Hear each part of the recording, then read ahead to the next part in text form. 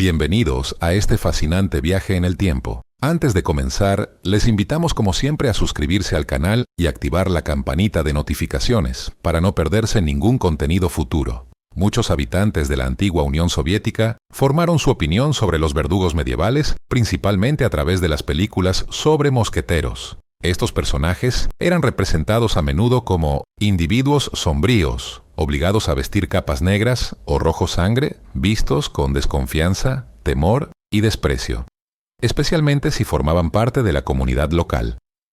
Sin embargo, esta visión cinematográfica está muy alejada de la realidad histórica.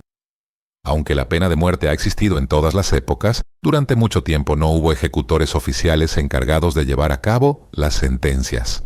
En la Europa medieval, por ejemplo, la figura del verdugo no existía todavía hasta el siglo X. Las ejecuciones eran entonces confiadas a voluntarios o a individuos escogidos con un propósito específico, como un acusador o un cómplice del condenado considerado menos culpable. En algunos casos, a los propios condenados se les ofrecía la posibilidad de evitar la pena capital, con la condición de que aceptaran convertirse en verdugos para futuras ejecuciones.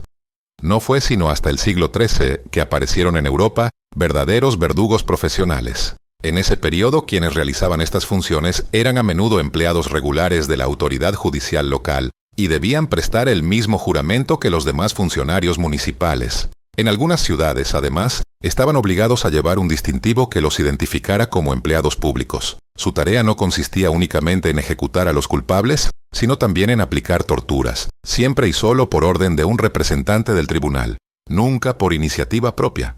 La remuneración recibida variaba mucho. En algunas localidades era suficiente para vivir dignamente, en otras resultaba completamente insuficiente. Por ello, al verdugo se le permitía a menudo complementar su salario realizando otros trabajos por cuenta de la ciudad. Se trataba de tareas que nadie deseaba: limpiar baños públicos, administrar burdeles y, en general, ocuparse de labores consideradas humillantes o impuras.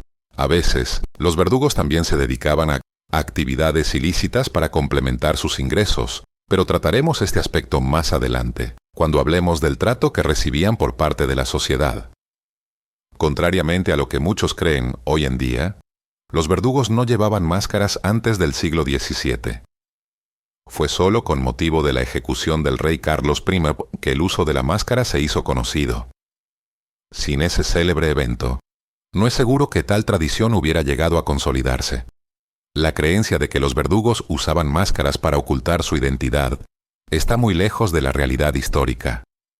En verdad, durante las ejecuciones no llevaban máscara alguna, y prácticamente todos los habitantes de la ciudad podían reconocerlos a simple vista. Las ejecuciones públicas eran eventos de gran atracción popular, comparables en notoriedad a un importante partido de fútbol en nuestros días. Cuando se ejecutaba una sentencia, grandes multitudes se reunían para presenciar el espectáculo. Esta visibilidad pública influía considerablemente en la vida cotidiana de los verdugos. En la época medieval, por ejemplo, era costumbre que los verdugos vivieran fuera de los centros habitados o cerca de las cárceles, para estar próximos al lugar donde debían ejercer su función. No era en sí una desventaja práctica, pero reflejaba la marginación social a la que estaban sometidos. La mayoría de la población prefería evitar cualquier contacto con quienes se encargaban de las ejecuciones. Incluso el acceso a la iglesia estaba limitado. El verdugo debía detenerse en el umbral y no podía traspasar la entrada. Esto ocurría a pesar de que la iglesia francesa, de manera oficial, concedía la absolución por los crímenes cometidos durante el ejercicio de su función. Sin embargo, el prejuicio popular era más fuerte. Muchos creían que, independientemente de cualquier absolución, el alma del verdugo estaba condenada y destinada inevitablemente al infierno. También la vida familiar y sentimental de estas figuras estaba fuertemente condicionada. Casarse con un verdugo podía ofrecer cierta estabilidad económica, pero era considerado socialmente una elección sumamente arriesgada. Por esta razón, los verdugos solían elegir a sus parejas entre las hijas de otros trabajadores marginados, como sepultureros, carniceros y personas empleadas en oficios considerados impuros. Además, a menudo se impedía que los hijos de los verdugos asistieran a la escuela, lo que empujaba a que la profesión se convirtiera en hereditaria, transmitida de padre a hijo. La discriminación no se limitaba al ámbito escolar. También en la vida cotidiana, Los verdugos vivían en aislamiento. Ir al mercado, por ejemplo, era una tarea complicada. Muchos comerciantes se negaban a aceptar el dinero de los verdugos, considerado contaminado por la sangre, y se rehusaban a venderles productos. Por esta razón, a menudo se les proporcionaban gratuitamente las herramientas y materiales de primera necesidad, con el fin de evitar cualquier contacto directo. Solo con la Gran Revolución Francesa las cosas empezaron a cambiar. Con el reconocimiento de los derechos civiles y la igualdad entre los ciudadanos, incluso quienes ejercían el oficio de verdugo obtuvieron una dignidad jurídica igual a la de los demás. Este cambio marcó también el fin de la dinastía de verdugos más longeva de Francia, la de los Sanson, que había ejercido la profesión durante más de 150 años, desde 1688 hasta 1847. Su trayectoria llegó a su fin precisamente como consecuencia de estos profundos cambios sociales, a pesar de que desde hacía tiempo las ejecuciones capitales ya no se realizaban con la misma frecuencia del pasado. El último verdugo perteneciente a la dinastía familiar se vio obligado, a su pesar, a utilizar la guillotina para cumplir con deberes que aún estaban pendientes. Cuando llegó la orden de ejecución, pocos días después se produjo un episodio curioso. Un usurero, a pesar de rogarle insistentemente que lo hiciera, se negó a prestar la guillotina durante un cierto periodo. Esa negligencia por parte del colaborador fue considerada inaceptable y resultó en su destitución del cargo que ocupaba. Durante la Edad Media, los verdugos también contaban con fuentes de ingresos no oficiales. Las familias de los condenados a muerte solían pagar sumas adicionales al verdugo, con la esperanza de que la ejecución fuera lo menos dolorosa posible para sus seres queridos.